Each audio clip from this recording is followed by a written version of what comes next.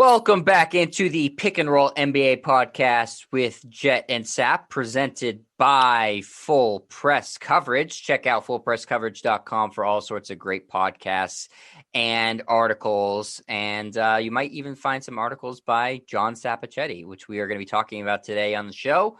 But before we get into that, ESPN had an article of their own, which they do every year. And I think they do it in every sport, maybe, Sap.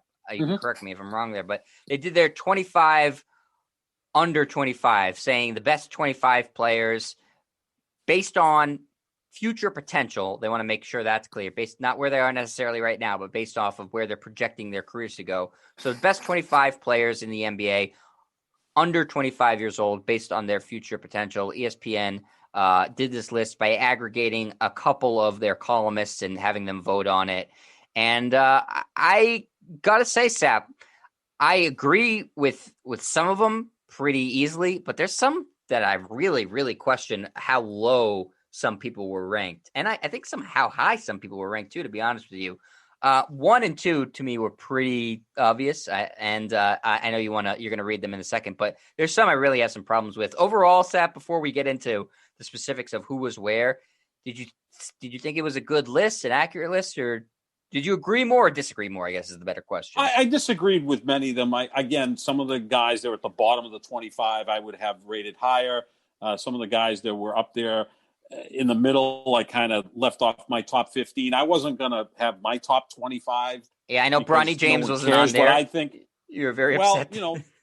LeBron's son. Pretty soon, Bronny will be on there. Meanwhile, in the NFL, Tom Brady is on a list of himself, the top 40 guys over 40.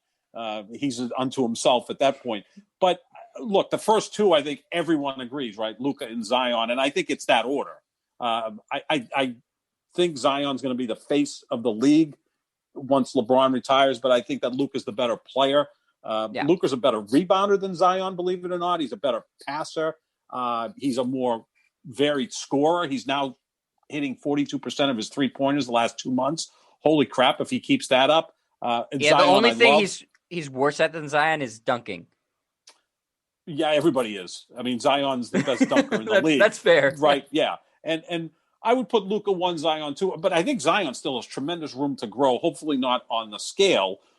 He's a big man, but I think he'll become a better defender and a better rebounder. He's a good passer already. So those two guys, to me, are in a class by themselves, not just as players, but they've also got charisma. They've got the it factor, right? I mean, you can't take your eyes off of them. Luka's just doing all sorts of creative things out there. It seems like he's playing at his own pace, and Zion is like a superhero. So those are the two guys I have there. They had LaMelo Ball third, and we talked about this is where I start to disagree. Okay, I have him fourth. I think he's going to be a 20-10-10 guy within a couple of years. I really do. And his defense, look, I always believe that if you get in the right situation and it gets coached to you and you embrace it, that you can become at least a good defender or at least an above average defender. You're not going to become an elite defender because you want to. You still have to have the physical, mental, and all of those great skills to become a great defender. I got LaMelo at number 4. Now, I know you're going to totally disagree with who I have at number 3. It's Ben Simmons. They have him at number 7. You know I overrate Ben Simmons in your mind. I get it. And I think you underrate him. So probably somewhere in the middle is where he should lie. I as I've said many times, I see Ben Simmons. I see Scottie Pippen. Great rebounder, defender, assist man, great driving to the basket. Pippen was a better outside shooter because he actually took outside shots. But Simmons to me is a force multiplier. And I think I have him as the third guy. So would Simmons go? I mean, would Pippen ever go just absolutely absentee during games? Oh, sure, he did. Yeah, absolutely did. He was. There were games he to the level of Ben Simmons. Checked out. Okay, Game 7 of the 1990 Eastern Conference Finals. The Bulls are at Detroit, and from what we understand, Pippen said he got a migraine, missed a lot of the game, and he had to fight to get through the Pistons. Jordan had a fight to get through the Pistons, but we know he was going to do that, right? Because Jordan. Pippen was the guy who was intimidated at the beginning, losing to the Pistons, I believe, 3 straight years. Finally, by 91, he broke through, and that's when he became a truly great player. So I think the skill set's very similar, and I think they're fortunate that they're not the guy. Now, Pippen was playing with Jordan. Simmons is playing with Embiid, who we both love, but he ain't Michael Jordan. No. But I put Simmons higher than most. We had this discussion about a month ago. I'd take Simmons over Jason Tatum. We had that discussion. Two of the least emotional players in the NBA, which That's for sure is pretty amazing. And they could have been teammates. If Philly traded that, if Philly traded the third pick to the Celtics for the first pick, and they took Markelle Fultz, if they had just put up a smokescreen and ended up with Jason Tatum, I mean, you could be looking at Jason Tatum, Ben Simmons, and Joel Embiid. Holy crap. I mean, sometimes that might be too much with all these young guys, but I have Simmons up there. Who would your top four be? If you're Mount Rushmore of the top 25 top players under 25. Yeah, it's for sure. Doncic and Zion, I think, are no-brainers at exactly where they are, 1 and 2. I mean, I expect that Doncic is going to win multiple MVPs. The ESPN article notes that Doncic joins Anthony Davis, Giannis, and Kevin Durant as the only player to sit atop of this top spot in back-to-back years. And I think he actually has a much more varied game than all the three of those guys. I'm not saying he's better than Kevin Durant, but he's got a much more well-rounded game than the three of these because he's like you said, he's a phenomenal rebounder and he's one of the best passers in the league. That's not hyperbole. He's one of the best passers in the league. And you're right. He's starting to hit his threes now, which is absurd. So I think he's pretty clearly number one, and Zion to me is pretty clearly number two based off of just the sheer potential. I do think he needs to add stuff to his game. His rebounding, you're right, Sap, you mentioned it. It's too low, way too low for the skill set. I'm not sure what's going on there, if it's a scheme thing or if it's an effort thing or what the heck is going on, but he should be averaging 10 to 12 rebounds a game without issue. And he plays close to the basket. So yeah, he plays super close to the available. Basket.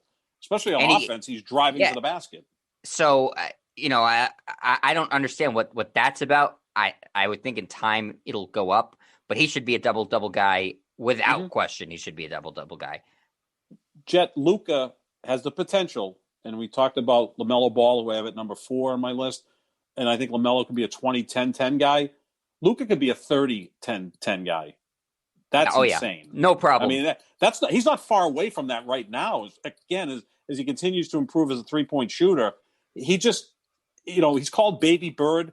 There's a little difference in their games. Bird was a better outside shooter without question. Bird also played with an edge where he was maniacal out there. I mean, you think Tom Brady is an intense guy. Larry Bird was the same thing. Luka's still so young, although he is experienced because he was playing as a professional at 16 in Europe. But he's kind of got he doesn't have a killer mentality. But the league's different now than it was in the 80s. Look, they're not a lot of these quote unquote assassins out there like there were with Bird and Jordan and all those great players. But I love watching both of these guys play. So I think we agree on that. But where would you rank the rest of this group? So listen, I love LaMelo Ball. Yep. I just haven't seen enough of him to be able to say definitively, yep, 3. I like his game a lot. I do agree with you. He can be a better defender too. I think he could end up being a really good defender. He's tall for his position. He's 6'6", I believe. And he may even be taller now, and he's growing. I mean, he's like his brother. His brother's a good defender, Lonzo, who I actually have on my top 15, who I think was 24th on the ESPN list. But they're both can be good defenders because they're long, athletic guys. They both have high basketball IQs. So I the only reason I don't have him at 3 definitively is because I just haven't seen enough. I think the outside shooting, I think he's shooting. Water will find its level. I think he was shooting too well from outside for what I think his jump shot is. So I think that will go down a little bit. But as that goes down, I think his passing will continue to improve, which is crazy because he's already an incredible passer. His rebounding will continue to improve, and his getting to the basket, I think, will continue to improve. So listen, the sky's the limit for him. I don't think that there's any limit on his potential. I just don't feel confident enough when a guy gets injured, midway through his rookie year to say very clearly, regardless of how great he's playing as a rookie, okay, he's the third best when there's a bunch of other good guys on the list. So, I might sound crazy here, Sap, and I know that Kendrick Perkins agrees with me, and a lot of people agree with me. I'd say Trae Young. It sounds silly because he's such a bad defender. He's a terrible defender. He really but is. His scoring, I mean, he could lead the league in points per game for a few years. That and assists too, right? And assists. I mean, he's an underrated passer. He's a tremendous passer. He was a double guy in college, Sap. He led the NCAA in assists and points per game. The last person to do that, I think, was like JoJo White. It's nearly impossible to do because it's a 40-minute game and there's fewer possessions. It's a 30-second clock, and if you're a great shooter, they're not asking you to pass it, et cetera. No, I had him higher than ESPN had him.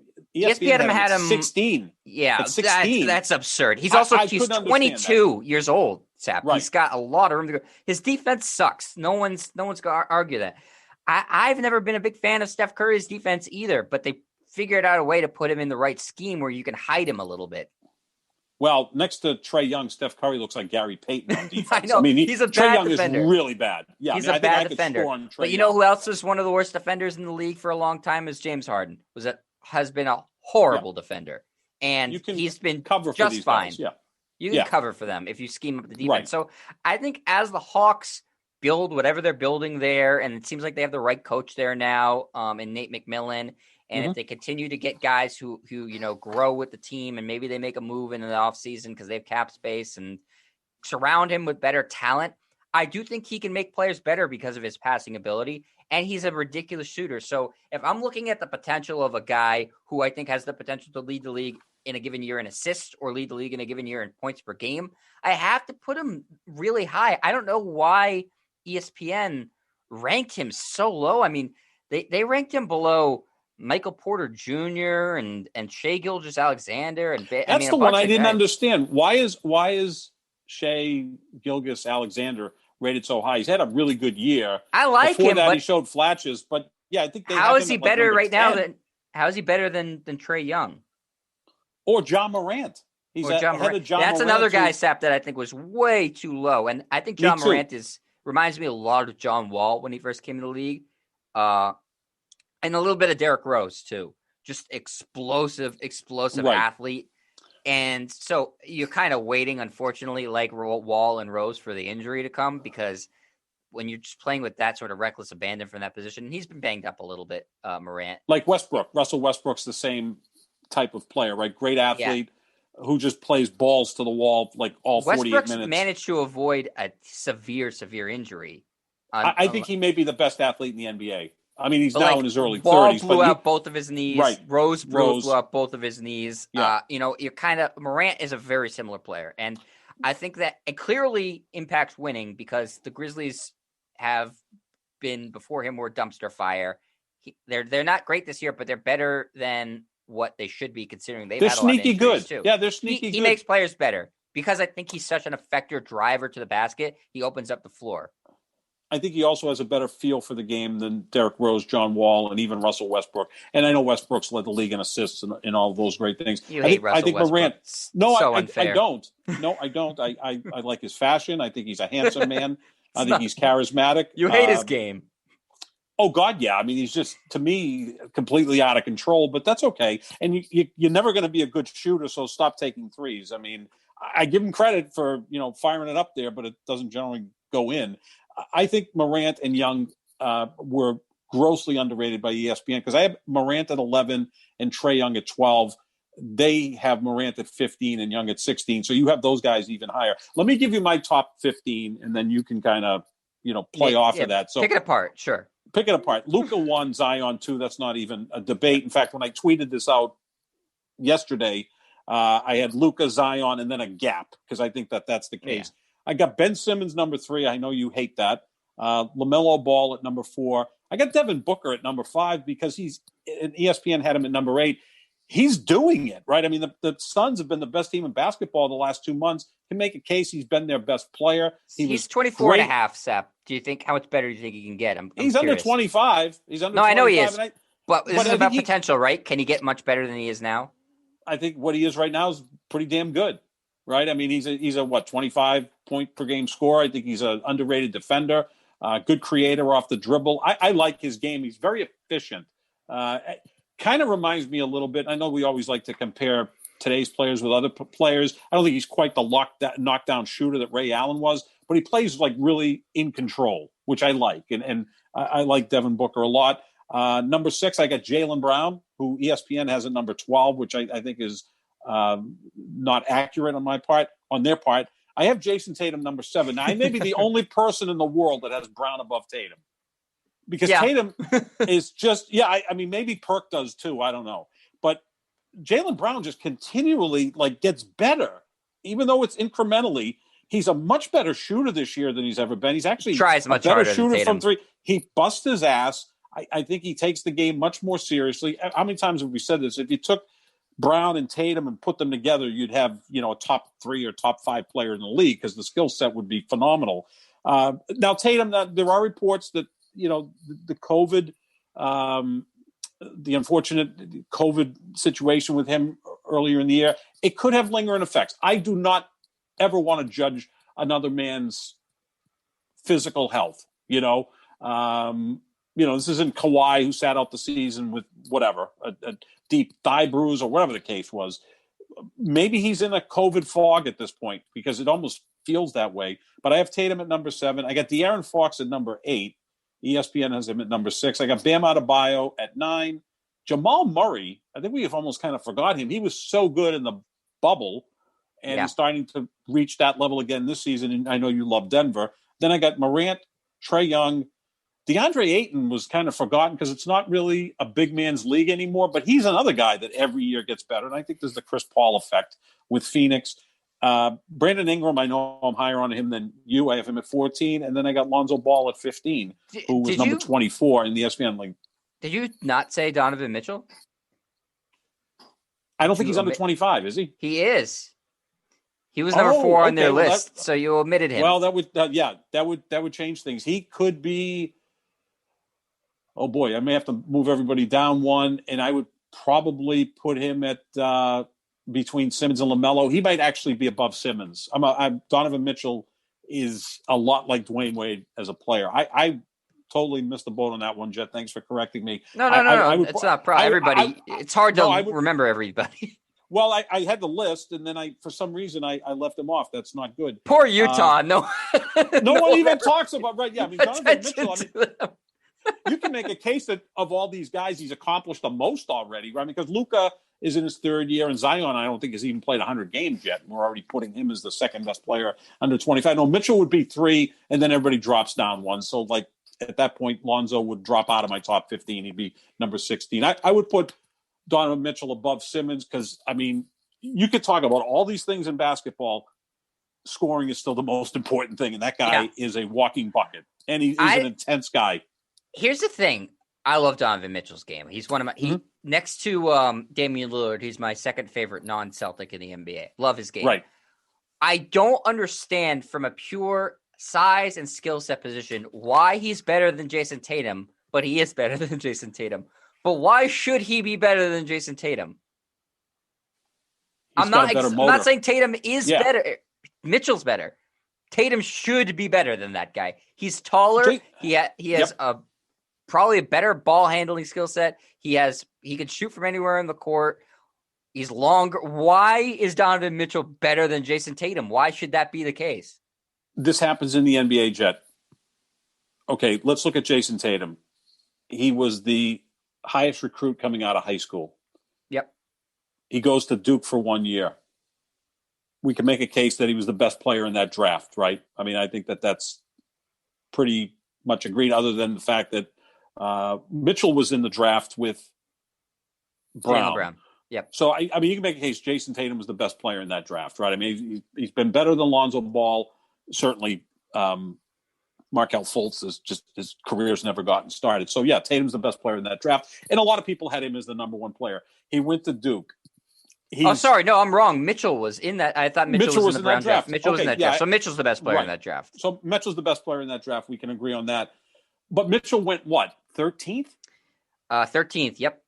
Okay. So that's why when people say, well, the 13th pick means nothing in the NBA, look at the 12, 13, 14 range in the draft. You know who went 14 in that players. one, Sap? Bam Adebayo. No.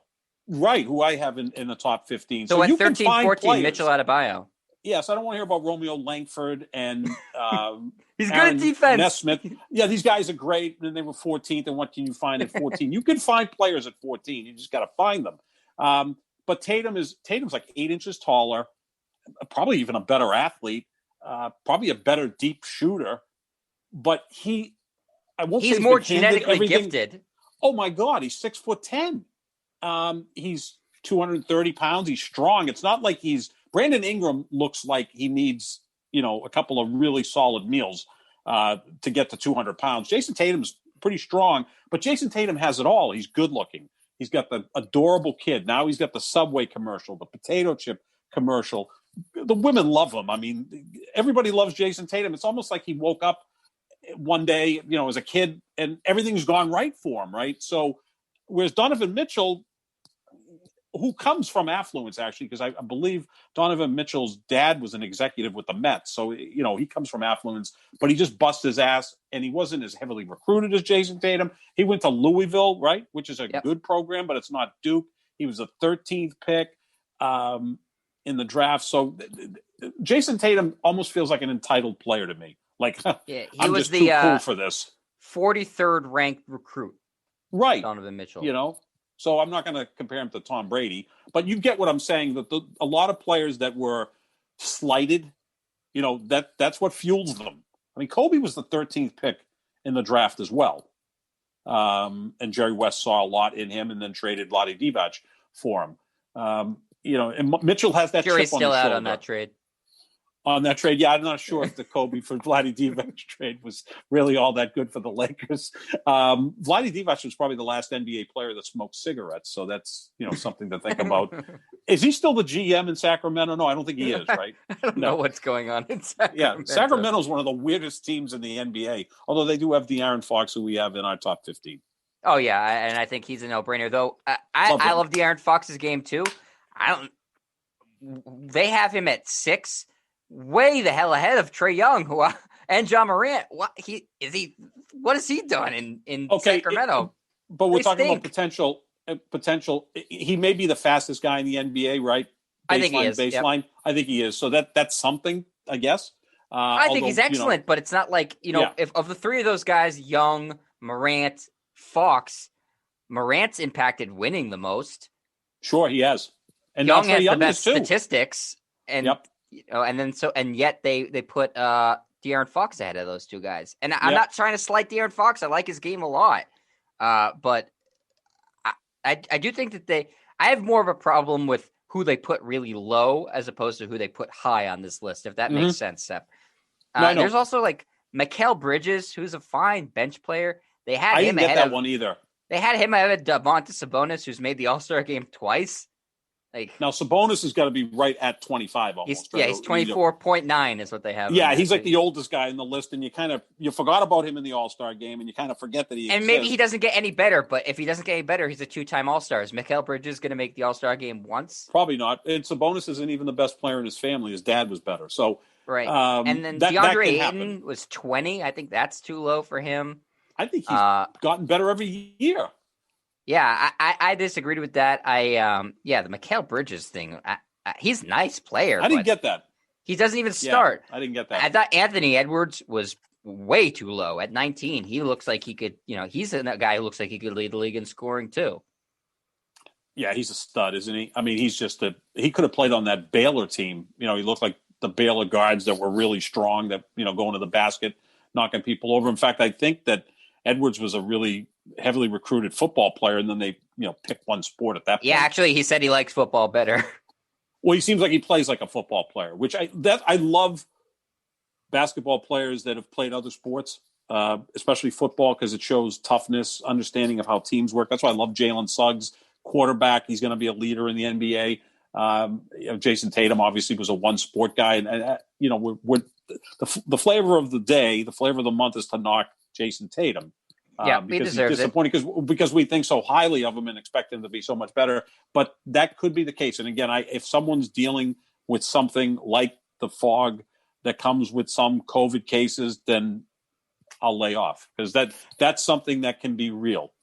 Here's an interesting guy that I want to talk about for just a quick second, Sap. Is Michael Porter Jr. They have at 14. He's just 27 years old. 22 years old, 22.7. Mm-hmm. I could see him ending up as a top 3 person on this list or completely falling off the list. Absolutely. It's like, what, you don't know what the heck. Some games you're like, holy crap, that's Kevin Durant out on the court. Yeah. And then other days you're like, wow, that's Kevin Hart out on the court. You just right. Yeah. I don't know what it's going to be. Is it a motor thing with him? He said some weird stuff in the past. He's had some like weird comments. I don't know what the deal is with him. Yeah. No, I mean, the talent's there already. 6'11". He's a phenomenal athlete. He's a better athlete than Durant. Strong. He's just a freak, right? I mean, when he was at Missouri, he was going to be the number 1 pick. Without question. He yeah. dealt with some injuries, and I mean, he's got an NBA body. I mean, he's got everything. He can shoot, put the ball on the floor. He can score with his back to the basket. I mean, I remember in the playoffs last year against the Lakers, there were moments I'm like, this guy looks like the best player on the court, and LeBron and Anthony Davis were out there. But then there were other moments where Kyle Kuzma, of all people, was schooling him. So you're right, Jed. He has a very low floor, high ceiling. So those guys are unpredictable. Man, if he ever gets his act together, then Denver's going to be really good with the Joker and of course Donovan Mitchell. I mean, that's where you look at Donovan Mitchell Murray. And see Jamal Murray. I always confuse those guys because I think highly of both of them. But Jamal Murray's another guy that They're big rivals too. They're rivals too. They have a nice thing going on there. But if things clicked with Michael Porter Jr., he'd be a scary player. I mean, just think when they have him and Aaron Gordon on the court together. If they ever do that, you have incredible like athleticism, dripping in athleticism. And I just picture LeBron giving them a pump fake and then both jumping through the ceiling and LeBron going in for a layup because they're still learning. He goes about 6'10", 225 right now. Yeah, give or take. A strong guy. Yeah, and can shoot from anywhere on the court. Like you said, incredible athlete. And then he'll have stretches. He'll like 4 games in a row. It's like 25, 26, 23, 20. And then he'll put up like 2. And you're like, what the hell? It's like, it's so tantalizing. So I'm saying, like, I don't think he could be better than Zion or Luka, but I could see him being 3rd on the list. His potential is limitless. He'd be a 22, 23-point you could scorer. See him falling off completely. Being out of the league in 4 years. Like, he's got that type of tantalizing talent. I don't know what it is. I mean, granted, he's young, and he's the 3rd or 4th option on that team, which I'm sure is something he's not used to at all. So maybe it's a matter of just kind of getting into the groove. And, this is really his 2nd year. Not even. He didn't even have a full season last year. He kind of came on in the bubble. So, like, he's basically like still playing in his first and a half season. So we'll see, but he's a guy that I think could ascend on that list or completely drop out. I think he's one of the most interesting players on that whole list in terms of where he could end up. Any other guys that really stood out to you, Sap? No, that was about it. I thought, it just shows you how deep the league is. Well, let me ask you about Lonzo Ball then, because you had him. Yeah, he's number 24. I've got him on my top now 16 because I want to ask you why. Mitchell. Why? Because he has a really wide range of skills. He's gotten better as a shooter. His 3-point shot is average now. I mean, when he came into the league, it looked god awful. He's a good rebounder, really solid defender, brilliant passer. I'm still mystified how New Orleans with Zion, Lonzo, and Brandon Ingram, 3 guys who I have in the top 16 on this list, it's just not working. I think it's Stan Van Gundy. I'm not a fan of Stan Van Gundy. I think he's a terrible fit with that organization. So they're probably going to go one more year with Stan Van Gundy, and at some point they'll tune him out because he's old school, yelling, screaming type coach. But I do like Lonzo's game. I really do. I never bought in that, he was going to be the next Magic Johnson. There really has never been one since Magic retired. But is he an all-star like ceiling type guy? Or can he, think all-star? Borderline. Yeah, borderline. I mean, like, he could have 1 year where he's 18, 9-9. I mean, there's guys that crack through and make one all-star game somehow. Although it's going to be consistently difficult to do that There's 24 All-Stars. I mean, the league has never been this good. By far the most talent in the history of the sport right now in this league. I mean, we're saying Lonzo Ball is the 20th. ESPN saying Lonzo Ball is the 24th best player under 25. So there's that, and then how many guys over 25 that are way better? I mean, like Lonzo Ball's like the 50th best player in the league, and he's damn and guys good. who are about to come into the league too that we've talked right. about. Yeah, so I mean, the league is just it's crazy. There's like 2 players on every team that you want to see. That's why I've always loved the NBA. You know, like you're watching a Celtics game and you're getting pissed off that they're not playing well. But, you know, last night, the other night, you see them play Philadelphia. So you see Embiid, Simmons, Tobias Harris. Then they play the Knicks, and you got Julius Randle. See how they're coming along. Minnesota, who sucks, one of the worst teams in the league, but you're going to watch Karl Anthony Towns and Anthony Edwards, right? So there's always 2 or 3 players on every team that you want to see. The league's always been like that. You know, even the worst teams have really, really great players, and they can exhibit those skills more so than any other sport. I mean, you go see the Angels play, Mike Trout can go 0 for 4, even though he's the best player in baseball. You know, that's going to happen more often than not. Yeah. Just one real quick, one last note before we move on to our final topic of the show, Sap. That 2017 draft with Tatum turns out to be just a hell of a draft. So Fultz and Ball went 1 and 2, then Tatum went 3, Josh Jackson went 4. That hasn't really panned out. But then look at other guys picked in this draft. De'Aaron Fox at 5, Jonathan Isaac at 6, who a lot of people have high hopes for. Lauri Markkanen, who's a fine player, at 7. You had Donovan Mitchell and Bam Adebayo go 13, 14, as we've talked about just briefly. John Collins went 19. Jarrett Allen went 22. OG Anunoby went 23. Kyle Kuzma went 27. Derek White went 29. Josh Hart went 30. It turned out to be Dylan Brooks is playing a big role at 45. It turned out to be a really heck of a draft.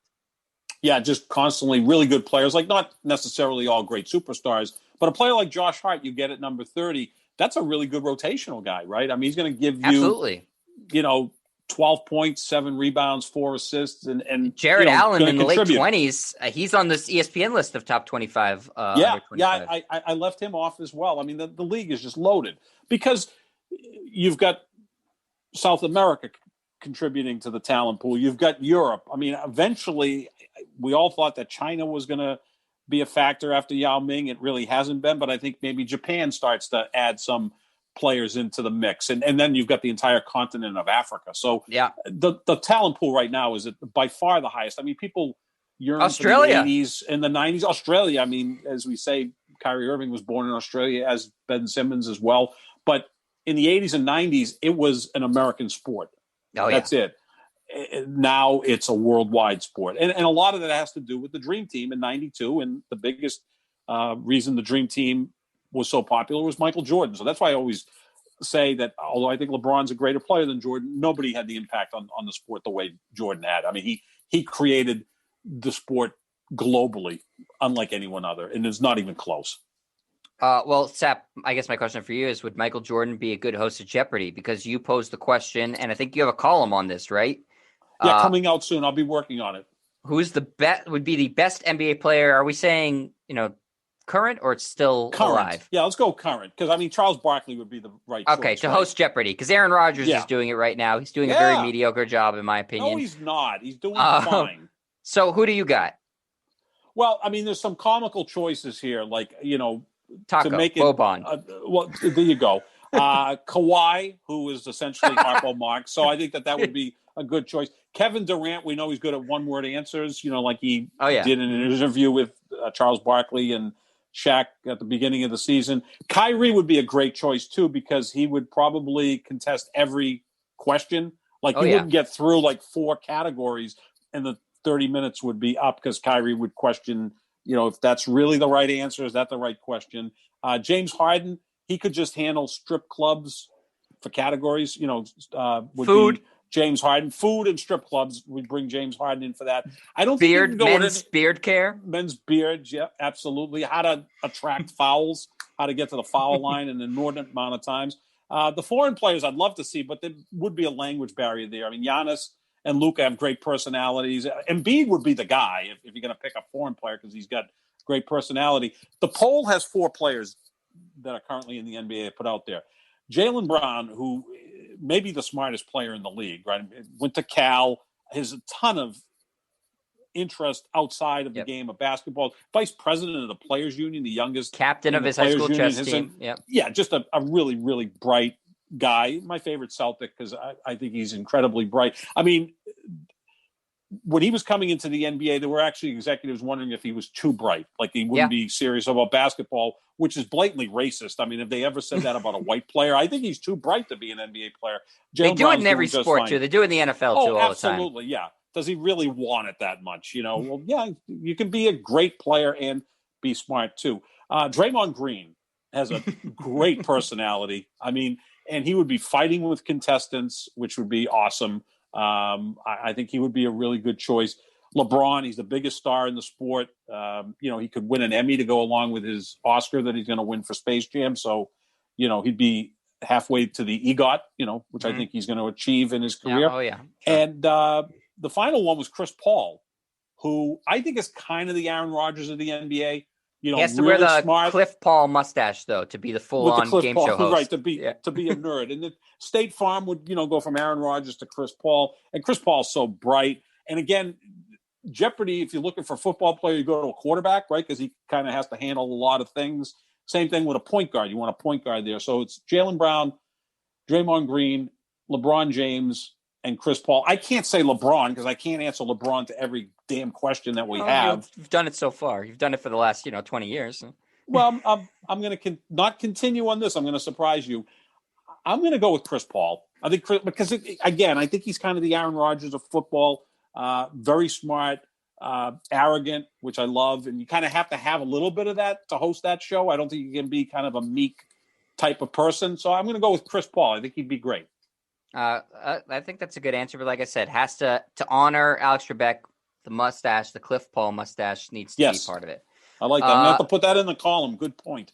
By the way, impossible shoes to fill, whoever the host is going to be. Oh, my Lord. It's like who was going to follow Larry King? I mean, I know people turned out to be Piers Larry Morgan. King, It wasn't good. Which was a bad choice. My answer to every one of these questions, Jet, is always Bob Costas. Like, I think Bob Costas would be great as a host of Jeopardy. Plug and play. He would have been great. Well, because I think he's the greatest sportscaster ever. How about Jim Nantz? No, I can't stand Jim Nantz. He's Hello, good at what he friends. does. Hello, friends. I mean, my Lord, we're going to be watching I'm not going to watch the Masters. I'm sorry. It's just like I get nothing out of that. Give me Wimbledon, the French Open, the U.S. Open, the Australian Open. Give me tennis over golf every day of the week. But I think Chris Paul would be good at this. I think that would be a good choice. I think it would be interesting to see Anthony Davis because he would have to check with LeBron to make sure every answer is LeBron, is that okay? Would he get hurt? I mean, that's the thing I'm worried about. I think Russell Westbrook would be a great choice because he would break the set. I think that would be entertaining. Yeah. I would love to see how they would frame Boban or Taco as the host, just from a pure behind the scenes, how they do the camera framing there to get everybody. Great. I think that would be fascinating.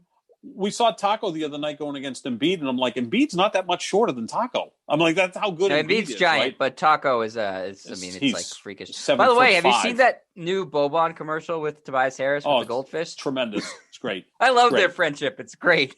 Boban, Bobby and Toby. That's why I love the NBA. Here's Boban, who's the 204th best player in the league, but he's got a personality. He's probably got more Twitter followers than Mike Sam Trout. Darnold or something, or Mike Trout. Yeah, absolutely. Every baseball player. Baseball player, yeah. Most baseball fans don't even know what Twitter is. They're still on MySpace. I mean, listen, I would say don't hire an athlete. Just go with I heard LeVar Burton is an interesting candidate who I really like. Geordie LaForge from Star Trek, host of Reading Rainbow. Aaron Rodgers is doing fine at it. I'll give him a B. I give him a B so far. Go with a professional. No, look, the host of Jeopardy, Alex Trebek, may rest in peace, was making $10 million a year. But then there's other ways you can make money off of that. And I didn't realize this, Sap. Do you know he only works 42 days a year? They just film everything back to back. Yeah, 46 days a year, 5 shows each time, so it's 230 shows. So, look, if Rodgers tries to do this, to be the host of Jeopardy and play in the NFL, he's setting himself up to be totally criticized, which I don't think he cares about. I don't think he welcomes it, but I don't think he cares about it, because the Skip Baylesses are going to say, well, instead of hosting Jeopardy, he should have been nose into the playbook and all that stuff. And look, if he won the Super Bowl this year, which I thought was going to happen, then it would be fine. Then you could say, well, he won the Super Bowl. He's doing Jeopardy. He loves this show. It's his favorite show. Yeah. I think he's a smart guy. Looks good on camera. He's charismatic. He's arrogant, which I think, again, you need for this show. A little more energy, although the part of the energy with Jeopardy, it's not let's make a deal or Wheel of Fortune or The Price is Right, where, you got contestants that are real zany. Jeopardy's kind of a measured you also show. need to be quick, like quips. You need to quip at them. Yeah. And the thing with Aaron Rodgers is he's very thoughtful. Like there's nothing that comes out of his mouth without him processing it. So that's why he's so great with Pat McAfee on the podcast. Because first of all, he's got a scotch in one hand and he just kind of like bloviates and things come out of his mouth that are great. He's comfortable there. I think he'll get more comfortable with this. But so far, the episodes I've seen, I'd give him a B. I think he's done okay. Yeah, it's fine. I'd advocate, if you're going to go the athlete route, go the comical one and try to get Taco Fall or Boban. If not, go with the professional host. Or, like I said, Russell Westbrook would be entertaining to ruin the set. Rondo, he could be a real dick. He loves Smart Connect guy. 4, so maybe he could. Yes. One of the most competitive people probably on the planet. He might, if somebody gets it wrong, he might throw them off set and take over as host and contestant. I like that. There's a story about him when he was with the Celtics and they were doing like a charity Connect 4 tournament. He made like an 8-year-old cry because he wouldn't let them win or something. Connect 4. Oh no, he's incredibly competitive and he scares the hell out of me now that he's on the Clippers. He scares me more than any other player on that team besides Kawhi, because Kawhi is playoff awesome. Rondo. Rondo is scary. We'll see who the next host is. I don't think it's going to be Aaron Rodgers. I don't think it's going to be anybody from the NBA. They haven't announced that they're going to give anybody from the NBA a crack at it, right? Like Barkley's not hosting. No. He'd be, by the way, awesome. I don't think he'd be that good at it. No, because he wouldn't he'd even be learn. Botching names of famous people left and right. The Final Four, he just kept saying Mr. Suggs and Mr. Mitchell. Like, he didn't bother to learn any of the players' first names, which is so Charles Barkley, which is why we love him. If I'm Jeopardy, I keep doing this though. Like, have whoever as a celebrity host for 2 weeks. This would be the ultimate, is getting President Donald Trump to host for 2 weeks. He likes the attention. Oh, God. So maybe it wouldn't sit well with everyone, but it would draw a lot of eyeballs. But Jeopardy could really continue to be even more relevant by doing this with different guest hosts every 2 weeks rather than picking a permanent one. I mean, didn't EEI try this with the casting couch? And they're still trying it. Work so well. Yeah, they're just throwing shit up against the wall and hoping some of it sticks. Well, that's going to do it for our show. That will wrap up Jeopardy. That's Final Jeopardy for us today. This has been the Pick and Roll NBA podcast with Jet and Sap, presented by Full Press Coverage. Check out fullpresscoverage.com for Sap's upcoming article about just this topic and other great articles that he likes to put up there. Basically, I give him carte blanche. He can write about whatever the hell he wants to. Also, lots of great podcasts, including this one there. Jet Stryer's YouTube page, so youtube.com/Jet Stryer. I almost reversed it again. Nope, not going to happen. youtube.com/Jet Stryer for the video version of this. We are on Spotify and Spreaker and every other place. We tweet out the links. Sap's Twitter is at JohnSap25, JOHNSAP. I'm at Jet Stryer, JETSTRIAR. And so you can stay up to date with all of our podcasts there, and make sure to comment and like and subscribe on YouTube, and hit us up on Twitter. Let us know if there's anything you want us to talk about, NBA or basketball related or Jeopardy related. We are glad to get the fan involvement, and we'll be doing some live shows too once Sap gets a computer and we can actually do that instead of just his phone. I think I can do this off my phone, right? You could do it here. We can't do the live thing the way I want to because you won't be able to see a chat on your phone. You need a bigger screen. Yeah. But I definitely need a bigger screen. Soon, yeah. That and a bigger TV. Okay. All bigger things are happening for Sap. You need bigger to things see are Aaron happening. Rodgers hosting on a bigger screen. Yes, a 75-inch screen of Aaron Rodgers hosting Jeopardy. And I don't know as that the that would eyes, be big enough to see Taco fall those things every day. You need a bigger. no. He's actually, he's 89 inches tall himself. So Damn. that we need a bigger TV for Taco. All right. So thanks everybody for listening. We'll be back with some more podcasts this week. And so everybody enjoy yourself, enjoy basketball, enjoy Jeopardy, and we'll talk to you later. See ya.